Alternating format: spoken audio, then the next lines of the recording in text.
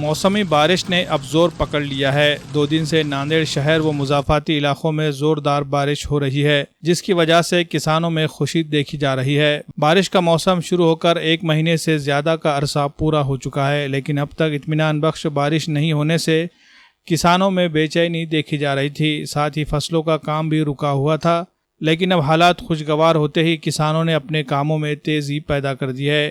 محکمہ موسمیات کے مطابق 15 اور 16 جولائی کو ناندیڑ ضلع میں یلو الرٹ جاری کیا گیا ہے، جس میں یہ کہا گیا ہے کہ 2 دنوں میں تیز ہواؤں کے ساتھ زوردار بارش ہونے کا امکان ہے۔ اسی چیز کو دیکھتے ہوئے ضلع انتظامیہ نے بدھ کے روز اسکولوں کو 1 دن کی تعطیل کا اعلان کیا ہے۔